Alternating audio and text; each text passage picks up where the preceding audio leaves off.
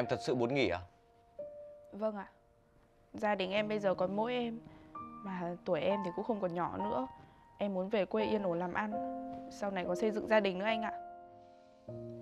Vậy thì tiếc quá. Hiện giờ tập đoàn anh đang bận. Anh Nam thì lại phải lo chi nhánh chính bên Mỹ, chưa về được. Bây giờ em mà nghỉ thì anh hơi vất. Em cũng biết vậy, nhưng mà em lần nữa ở lại đây cũng gần 1 năm rồi. Chắc là không ở lại thêm được nữa đâu anh ạ. Anh thông cảm cho em với. Thôi được rồi, anh tôn trọng quyết định của em. Sau này về quê có khó khăn gì cứ bảo với anh. Giúp được nhất định anh sẽ giúp. Vâng, em cảm ơn anh ạ.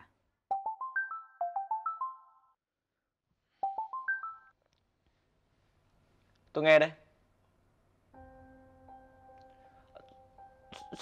Sao cơ? Sao lại như thế được?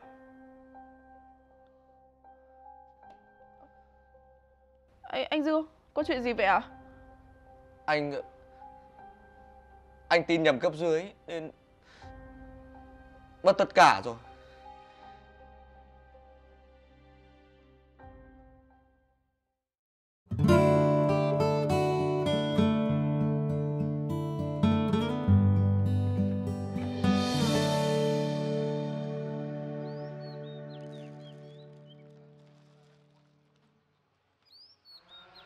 Nước của mày đây, uống đi này. Tôi cảm ơn nhé. Này, Hả? danh kia. Mày khai thật đi. Mày dẫn thằng nào về quê đấy? Có phải người yêu không? Thế ra là mày biết chuyện này rồi à? Tao nghe bà Tuyết nói. Mà cái chuyện đó không quan trọng. Quan trọng ấy là tao nói có đúng không kìa. Không phải. Anh ấy là chủ nhà cái chỗ mà tao làm giúp việc bấy lâu nay á. Thế thì cũng gần đúng rồi còn gì nữa. Mà tao chắc chắn mày với anh ta có gì đó mờ ám, cho nên anh ta mới theo mày về đây. Mờ ám cái gì? Chuyện này dài lắm. Nôm na là anh ấy tin lời cấp dưới, xong thì đi đầu tư vào một cái dự án ma. Sau đó thì bây giờ từ nhà cửa rồi đến tập đoàn là phải niêm phong để còn điều tra. Thế nên là bây giờ anh không còn chỗ nào để đi cả. Mày vừa nói cái gì á? Toàn bộ tài sản bị niêm phong hết á? Ôi dồi ôi, cái con này. Ông ấy mà như thế á, có khi á, đi tù lúc nào cũng chẳng biết đâu. Thế sao dại dột động vào làm cái gì? Anh ấy không có tội, chẳng qua là anh ấy tin nhầm cấp dưới thôi. Bây giờ chờ công an điều tra, xong thì sẽ đâu vào đấy mà. Mày thôi đi. Đợt này mày có chịu khó xem thời sự không? Đấy, mày thấy đấy. Mấy ông tỷ phú á, bị nhà nước sờ. Thế nhưng mà có ông nào thoát tội đâu. Ngây thơ nó vừa thôi. Nếu như mà anh Dương có tội ạ thì anh bị bắt đi rồi. Chẳng qua là liên quan gì đấy nên mới đang phải điều tra thôi. Ôi đằng nào cũng thế mày ạ. Tập đoàn hay công ty gì đó mà bị niêm phong á thì sớm muộn gì cũng sẽ phá sản thôi. Chỗ bạn bè tao khuyên mày thật, tránh xa cái ông ấy ra. Hay cái con này, mày cứ thế, toàn cái kiểu là nhìn tiền không nhìn người. Mày suốt ngày như vậy không hay đâu nhá. Thì tao cũng chỉ muốn tốt cho mày thôi còn gì. Chịu mày đấy.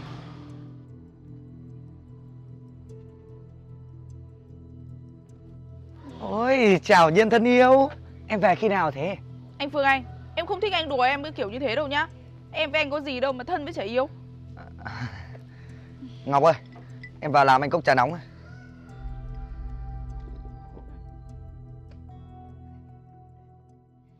Hôm nay tâm trạng của em không được tốt đâu. Tốt nhất là anh ra bàn khác ngồi đi. Kìa, cả năm em mới về một lần. Làm gì mà xua đuổi anh ghê thế? Em với anh không thân thiết gì với nhau cả. Anh đừng nói cái giọng như kiểu là ăn vạ thế. Anh Phương Anh uống nước đi này. Mà em nói cho anh biết nhá. Cái Nhiên bạn em bây giờ nó có người khác rồi. Anh đừng có đặt hy vọng vào nó nữa. Em nói gì cơ? Nhiên có người khác rồi á? Thì chính là cái ông chủ nhà mà nó đi làm cho ông ấy suốt thời gian vừa rồi ý. Hôm qua ông ấy vừa theo nó về nhà xong. Nhiên, sao em lại đối xử với anh như vậy? Ngọc này, mày đừng có nói linh tinh như thế chứ. Ta chẳng nói đúng quá rồi còn gì. Nếu như mà mày không có tình cảm với anh ta, thế sao mày phải đưa anh ta về nhà? Mày không phải thế đâu nhá. Tao thừa biết trong đầu mày đang tính toán cái gì. Nhưng mày làm như thế này là hơi quá rồi đấy. Nhiên ơi, em đi đâu đấy? Anh đi theo nó làm cái gì, kệ nó. Em bỏ tay anh ra. Anh phải nói chuyện rõ ràng với Nhiên. Người nó cũng đưa về rồi. Anh đến nói chuyện thì giải quyết được vấn đề gì?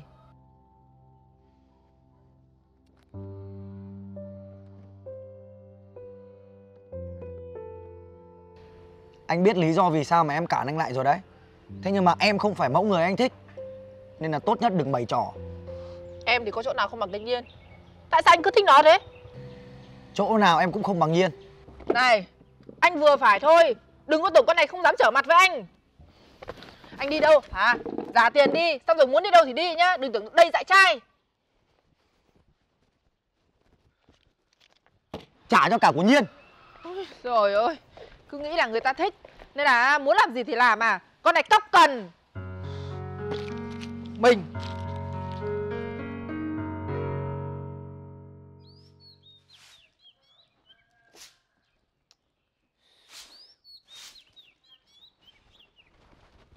Ô, anh Dương, anh đang làm cái gì đấy hả? Anh thấy sân hơi bẩn nên anh quét. Xem ra không được ổn lắm. Thôi, để em làm cho. Anh đi vào nhà nghỉ ngơi đi. Sao em lại để anh làm những công việc như thế này được chứ? Anh đúng là vô dụng. Ngay cả mấy việc nhỏ nhặt này cũng không làm được nữa. Anh nói gì vậy chứ? Người tài giỏi như anh chỉ phù hợp làm những việc lớn lao thôi. Có những việc như thế này cứ để bọn em. Việc lớn lao cái gì? Anh cũng sắp trắng tay rồi. Anh đừng suy nghĩ như thế. Tất cả mọi việc chỉ là hiểu nhầm thôi. Em tin một thời gian ngắn nữa mọi chuyện được sáng tỏ thì chắc chắn anh sẽ được trả lại tập đoàn thôi. Dự án bị đình chỉ, nhân viên thì nghỉ việc. Sau này nếu có đi vào hoạt động thì cũng chẳng đâu vào với đâu cả. Anh biết phải ăn nói thế nào với anh Nam đây. Thì anh cũng đâu có muốn như vậy đâu. Với lại em thấy thường ngày anh đối xử tốt với nhân viên như vậy, chắc chắn mọi người sẽ không bỏ anh mà đi đâu.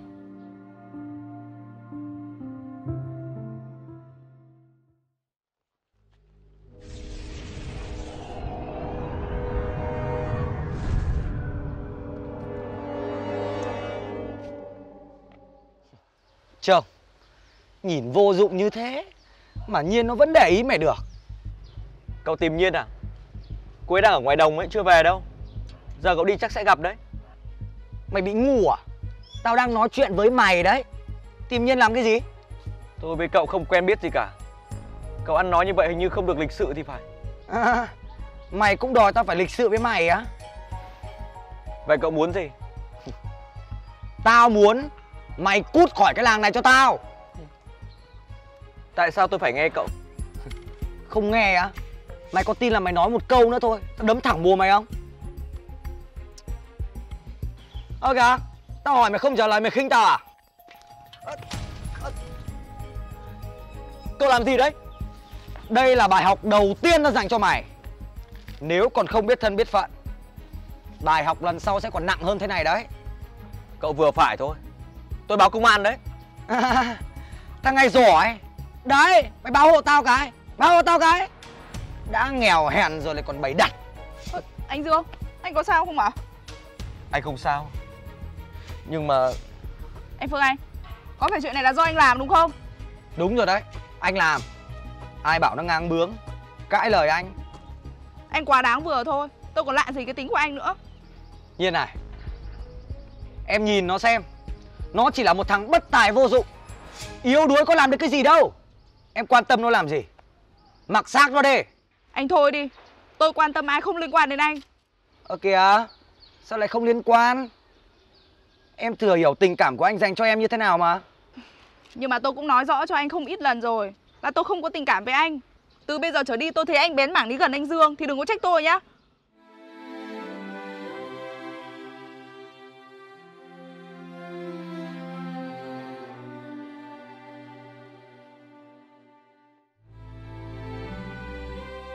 Mình về thôi anh.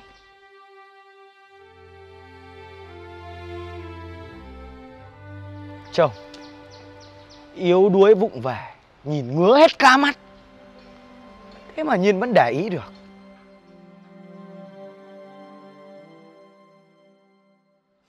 Nhiên, lại đây tao bảo. Tao không rảnh. Này, thế vẫn giận tao chuyện hôm trước đấy à? Mày còn phải hỏi à? Thôi, mày cũng thừa hiểu tình cảm của tao dành cho anh Phương Anh rồi còn gì nữa. Thông cảm với bạn đi. Mày có tình cảm với anh ta thì có thể tùy tiện đem bạn mày ra bán rẻ như thế à? Mày làm cái gì mà ghê thế? Tao làm như thế là không đúng thật. Nhưng mà tao nói có gì sai đâu. Thì mày đúng. Tao có việc bận rồi, tao đi trước đây. Mày nói như thế Khác nào mày vẫn còn giận tao, hay là mày muốn tao phải xin lỗi mày thì mày mới chịu tha thứ? Này mày đừng có quá đáng nhá, rồi tao không dám trở mặt với mày thật à? Tùy mày nghĩ. Ơ, cái con kia. Bực mình thế chứ lại.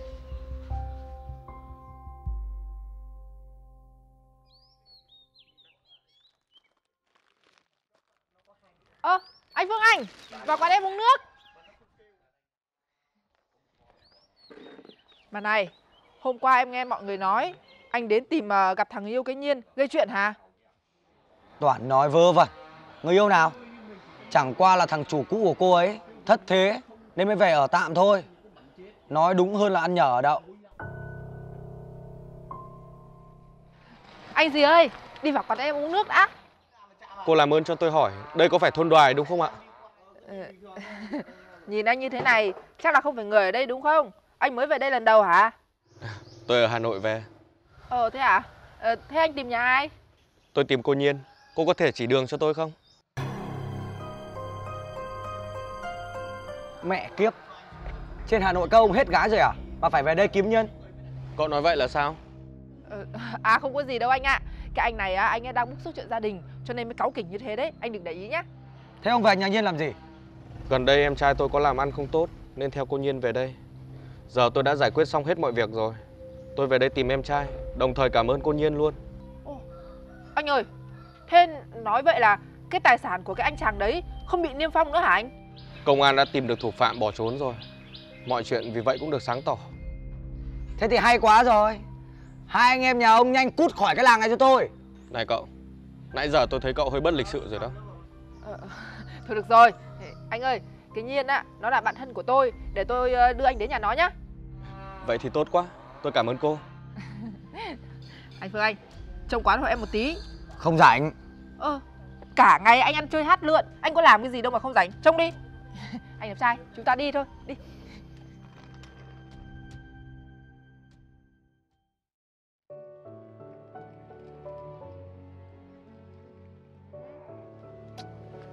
Thế vẫn giận tao đấy à? Này, tao vừa giúp mày một việc lớn đấy. Cảm ơn. Nhưng mà mày đừng có nghĩ là tao không biết ý đồ của mày. Thì con người ai mà chẳng có tính ích kỷ. Tao làm tất cả như thế cũng chỉ vì tao yêu anh Phương Anh thôi. Mày là bạn thân của tao thì mày cũng phải hiểu cho tao một tí chứ. Chịu, chả nói được mày. Nếu chú không về cùng anh thì tiện anh đến đây được rồi. Em xin lỗi anh nhé. Đã tạo ra một mớ rắc rối khiến anh phải lặn lội về nước giải quyết, mà giờ lại không lên cùng anh được. Anh em với nhau, nói mấy lời khách sáo làm gì. Lần sau cẩn thận là được. Dạ vâng. Em thu xếp dưới này xong mai em sẽ lên luôn ạ. Ok, thế nhá. Dạ, anh đi cẩn thận ạ. Chào hai cô, tôi xin phép. Dạ vâng, em chào anh ạ. Xin chào anh. Anh Dương. Quên mất, Chủ tịch Dương. Chúc mừng anh đã lấy lại được tập đoàn ABA nhá. Cảm ơn cô. Này, mày đi về đi, không cần phải thảo mai nữa đâu. Em chào anh Chủ tịch ạ. Chào cô.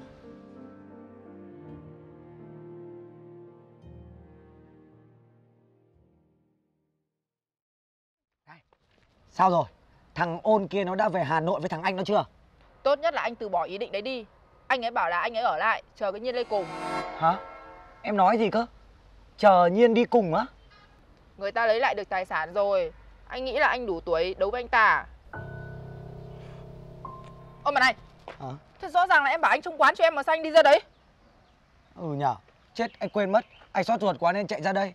Thôi em về đi, nhà đang đông khách đấy. Eo ơi, em xin anh ấy, bực cả mình nữa. Anh xin lỗi nhá.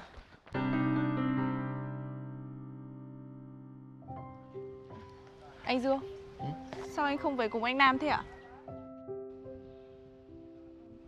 Anh sao thế? Có gì khó nói à? Anh muốn đợi em đi cùng. Thì chắc là anh quên rồi đúng không ạ? Ngày trước em có nói với anh rồi mà. Em muốn nghỉ làm giúp việc để lấy chồng đúng không? Vậy em thấy anh như thế nào? Có đủ tiêu chuẩn làm chồng em không? Dạ. Anh đang nói gì thế ạ?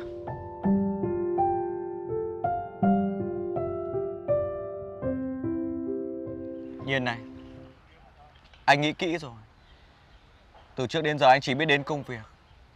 Em ở bên cạnh anh, quan tâm anh như vậy mà anh lại không hề hay biết. Cũng may lần này trải qua sóng gió, anh mới nhận ra được điều đó.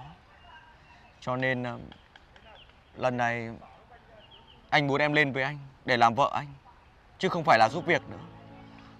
Em cho anh một cơ hội được không? Chuyện này em thực sự chưa bao giờ nghĩ tới. Anh biết là chuyện này bất ngờ đối với em, nhưng mà từ giây phút này trở đi, hãy để ý đến anh nhiều hơn nhé. Anh tin là em sẽ thay đổi. Còn anh sẽ dành nhiều thời gian hơn bên em, để em có thể hiểu anh hơn. Được không? Như thế em thấy không ổn đâu anh ạ. Anh còn phải lo cho tập đoàn, còn bao nhiêu người nhân viên chờ anh nữa. Việc nào cũng đều quan trọng cả. Thế nhưng mà anh nghĩ tìm được một người đồng hành với mình đến cuối đời cũng quan trọng không kém. Anh không thể để mất cơ hội này được. Anh làm em khó nghĩ quá. Hay là như thế này đi, ngày mai em sẽ cùng anh lên Hà Nội. Em sẽ giúp anh thời điểm này lo việc nhà, còn anh thì tập trung cho công việc. Còn chuyện của chúng mình cứ để từ từ, thời gian sẽ trả lời anh ạ. Anh đồng ý. Chỉ cần em cho anh một tia hy vọng nhỏ nhoi này là anh cảm ơn em lắm rồi. Cảm ơn anh vì đã dành tình cảm cho em. Em thì không dám đòi hỏi gì nhiều. Chỉ cần thấy anh được hạnh phúc và bình an là em cảm thấy vui rồi. Anh sẽ mạnh khỏe, sẽ bình an và sẽ hạnh phúc hơn nữa khi có em kề bên đấy.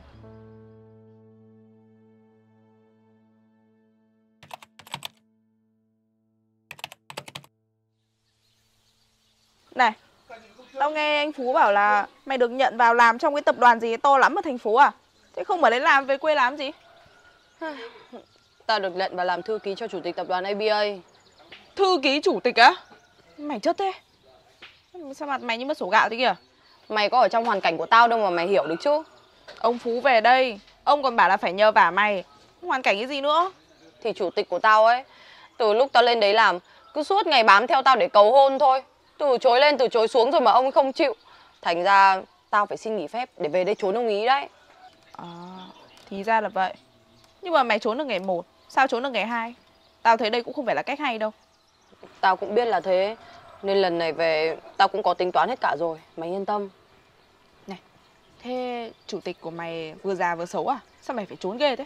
Không, ngược lại hoàn toàn. Anh ta rất trẻ và đẹp trai. Trẻ, đẹp trai, lại còn combo thêm cái khoản là giàu, địa vị cao. Nhưng mà mày lại từ chối.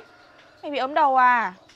Nhưng tính tình anh ta cứng nhắc như khúc gỗ ấy, khô khan, hay cáu bẳn.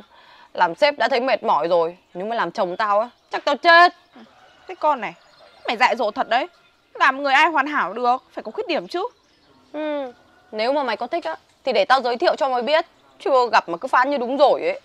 Tao không cần đâu. Tao ở quê ấy, lấy chồng quê cho nó lành. Lên phố bon chèn lắm.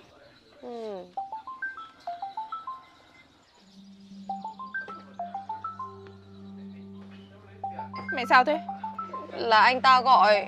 Đấy, thôi mày nghe đi. Tao đã bảo rồi, trốn được ngày 1 thôi, sao trốn được ngày 2? Alo ạ?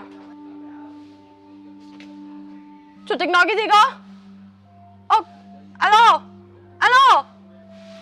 Sao đây? Anh ta nói lát nữa anh ta sẽ về đây. Anh ta về tận đây để tìm mày á? Anh ta vừa mới nói đấy.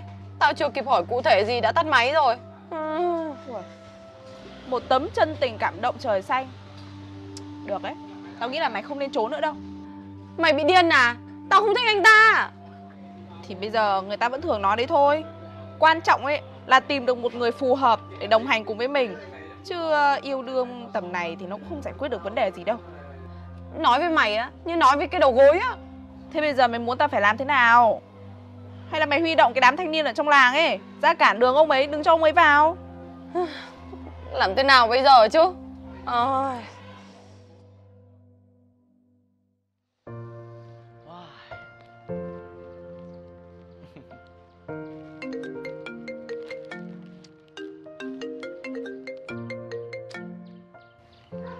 Em nghe đây ạ.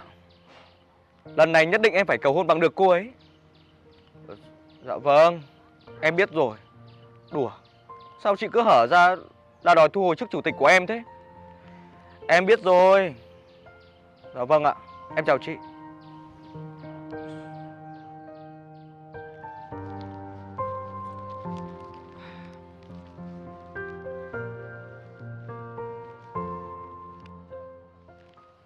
Rõ ràng Ngọc Anh bảo là sẽ đón mình ở ao làng cơ mà.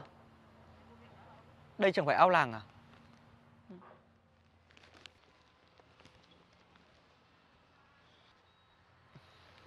Cô ấy kia rồi. Kiểu tóc có khác một chút, nhưng bộ quần áo này thì không lẫn đi đâu được.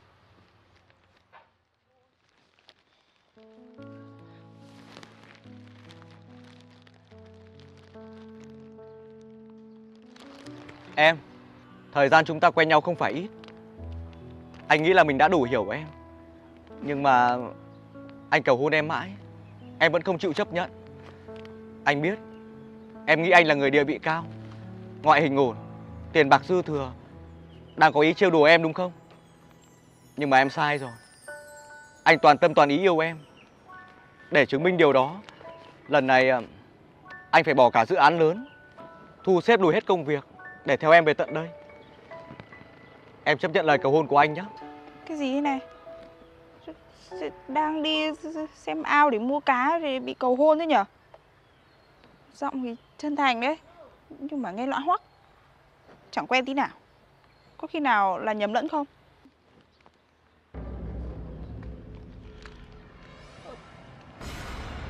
Ôi, đẹp dai thế. Chẳng lẽ mình lại nhận lời cầu hôn luôn? Sao lại là cô?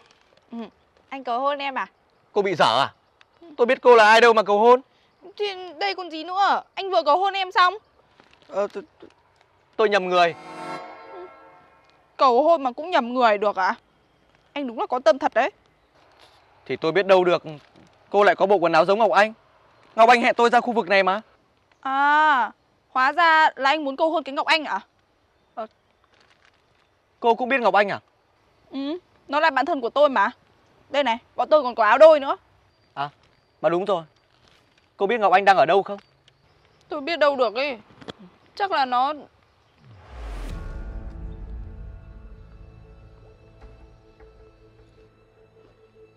Này cô đang nhìn cái gì vậy?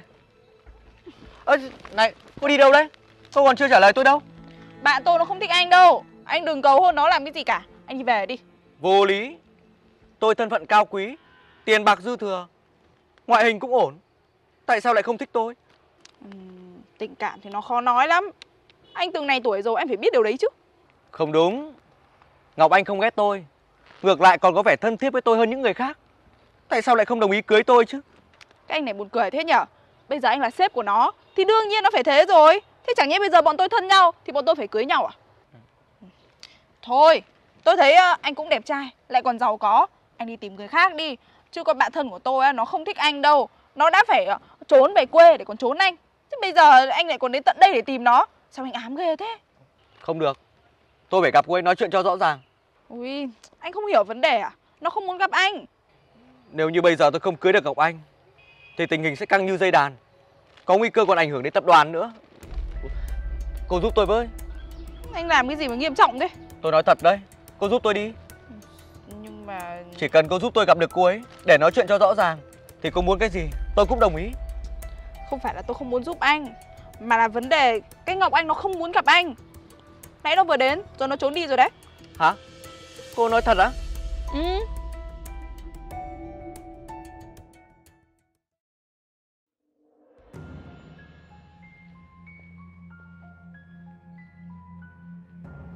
Kia chẳng phải là Ngọc Anh à? Cô ấy về khi nào thế nhỉ? Ngọc Anh? Anh Nam, anh cũng mới về à? Anh về hôm qua. Mà em làm gì như kiểu đang lẩn trốn ai thế? À, đâu? Em việc gì phải trốn ai chứ? Bên kia có quán trà đá của bà Tuyết. Chúng ta qua đó ngồi nói chuyện đi. Dạ vâng, thế cũng được ạ. Đi.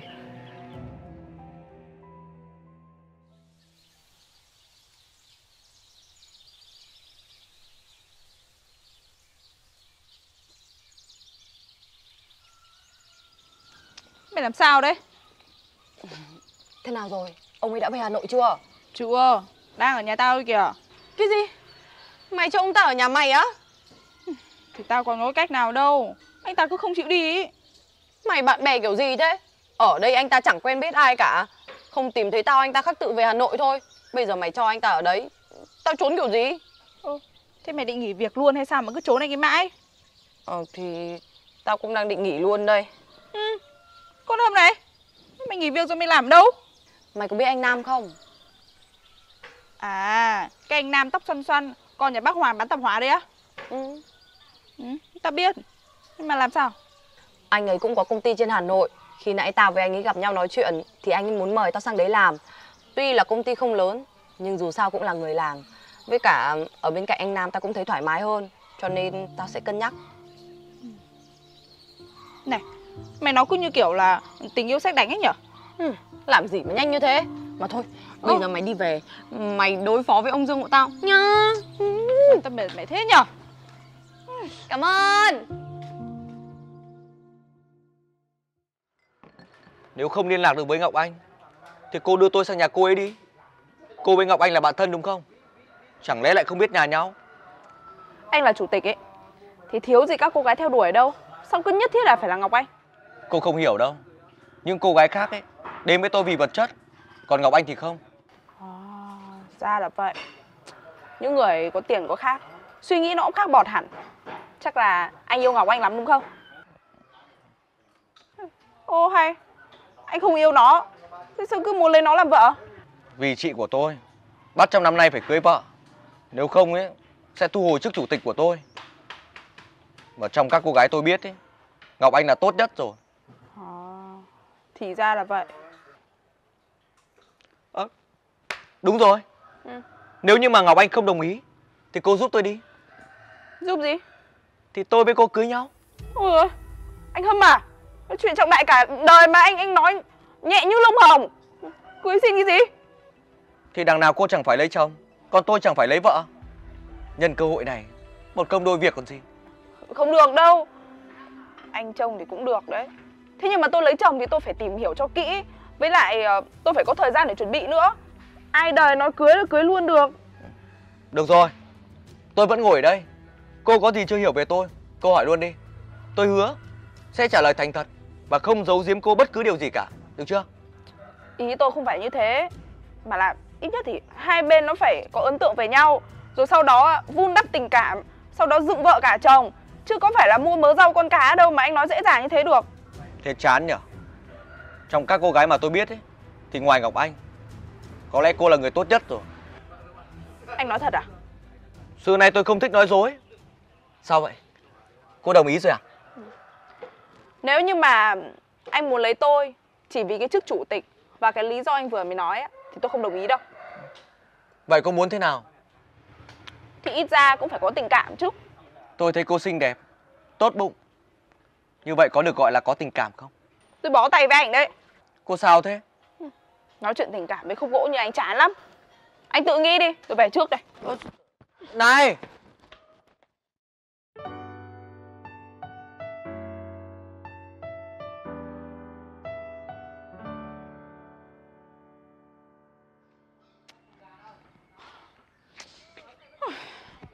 Nghĩ mình đẹp trai, rồi muốn làm gì thì làm à?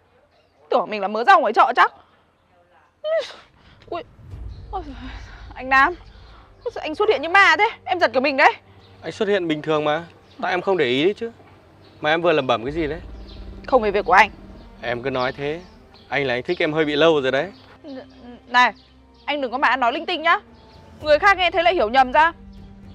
Làm gì có ai đâu. Em yên tâm. Anh thôi đi. Anh đang tán tỉnh cái Ngọc Anh đấy. Bây giờ lại quay sang nói thích tôi. Anh có biết là tôi với nó là bạn thân không? Anh biết chứ.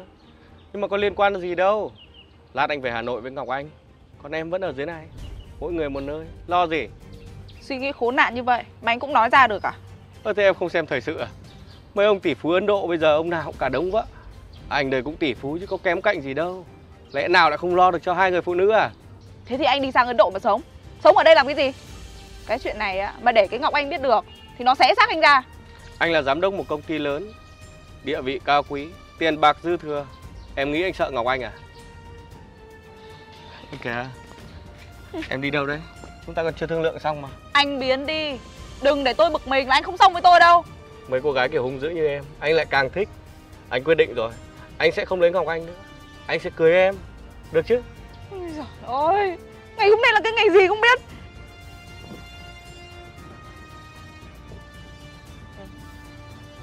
Em nghĩ xong chưa?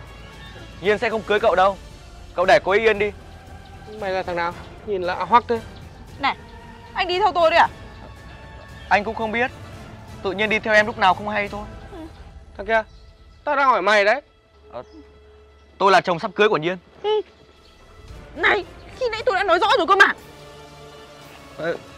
Anh cũng quyết định rồi. Bằng mọi giá anh phải cưới em. Nhiên, em quá đáng vừa thôi. Có anh đứng đây mà em thì thầm to nhỏ với thằng đàn ông khác à? Anh không thích đứng thì anh ngồi xuống. Nói nhiều làm cái gì? Thằng kia, mày xem thường tao đúng không? Tôi xem thường gì cậu? Mày có biết là tao đang để ý Nhiên không? Tôi không quan tâm. Cái tôi quan tâm là Nhiên muốn lấy ai thôi. Mày dám không quan tâm đến tao à? Mày chán sống rồi à? Em xem, người giống như anh ta và anh, em nên chọn ai? Thì bản thân em rõ nhất đúng không? Mày vừa thở ra câu gì đấy? Nói lại tao nghe xem nào. Cậu cứ bình tĩnh. Nếu không người thiệt thòi sẽ là cậu đấy. Thằng công tử bột này, độ trải đời của mày vẫn còn non và xanh lắm. Mày biết tao là ai không? Thế anh có biết anh ấy là ai không? Một thằng công tử bột bóng bẩy non nớt. Còn ai nữa?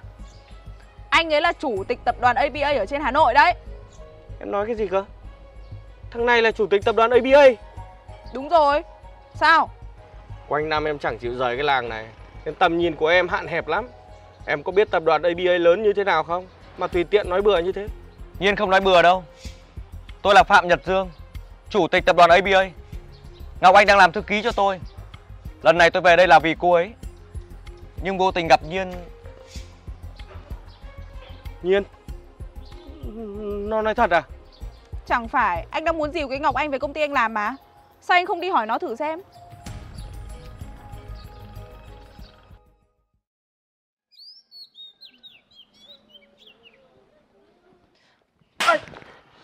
Anh chỉ đùa thôi, em làm gì đánh anh đau thế? Như thế mà là đùa à? Anh biết thừa tôi và Nhiên là bạn thân mà anh vẫn làm được như thế. Anh tưởng tôi dễ bắt nạt lắm sao? Anh thực sự chỉ đùa với Nhiên thôi, em tin anh đi. Nếu như không biết rõ thân phận của Chủ tịch Dương thì anh còn nói là mình đang đùa nữa không vậy? Em nói vậy là có ý gì? Tôi nói như thế mà anh vẫn không hiểu à? Từ bây giờ anh tránh xa tôi ra. Nếu không gặp anh ở đâu tôi đánh ở đấy đấy. Thế em không muốn vào công ty anh làm nữa à? Tôi đâu muốn suốt ngày phải tức hộc máu mà vào đấy làm. Mà tôi nói cho anh biết nhá, công ty mà có một người lãnh đạo ba lăng nhăng như anh á thì cũng chẳng ra cái hồn gì đâu. Có trả lương tôi cao hơn thì tôi cũng không sang đấy làm. Ơ, anh vẫn còn không đi đi? Hay định để tôi thả chó ra đuổi anh đi hả? Làm sao? Thứ đàn ông gì không biết. Trước đây anh ta có thế đâu. Bây giờ ra ngoài được vài năm học toàn những cái vớ vẩn về, bực hết cả mình. Ô, Chủ tịch ạ. Hai người nói chuyện đi nhá. Em tạm lánh mặt một chút ạ. Chủ tịch, mời anh vào nhà uống nước ạ. Anh cũng có nhiều chuyện muốn nói rõ với em đây. Dạ vâng, mời anh ạ.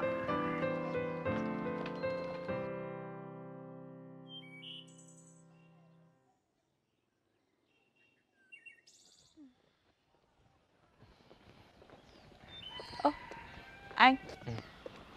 Anh nói chuyện xong rồi à? Thế anh nói gì với Ngọc Anh vậy? Anh đã nói với cô ấy rồi. Anh đã suy nghĩ kỹ, quyết định không cầu hôn cô ấy nữa, để cô ấy có thể thoải mái làm việc. Anh nói thật à? Trước giờ là do anh không đúng. Chỉ vì một chút ngộ nhận bản thân, dựa vào danh lợi đấy, mà anh liên tục làm phiền, khiến cho cô ấy khó chịu. Anh là người có lỗi. Anh phải khắc phục lỗi lầm của mình chứ. Ở địa vị như anh mà suy nghĩ được như vậy đúng là không dễ dàng đâu. Em nghĩ như vậy thật à? Thế bây giờ cái chức chủ tịch của anh thì phải làm sao ạ? Không sao cả. Vì anh còn em mà. Em đã nói với anh rồi còn gì. Anh vẫn chưa chịu bỏ cuộc à? Anh thấy chuyến về quê lần này cứ như là định mệnh để anh được gặp em đấy. Nhất là chuyện cầu hôn nhầm. tưởng như là nhảm nhí kia nữa. Cho nên anh sẽ không bỏ cuộc đâu.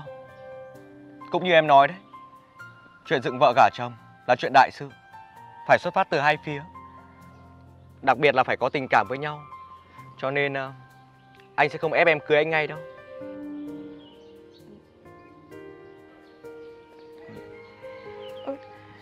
Nếu như em cảm thấy có thể tiến xa hơn được với anh thì mình cùng cho nhau một cơ hội nhé.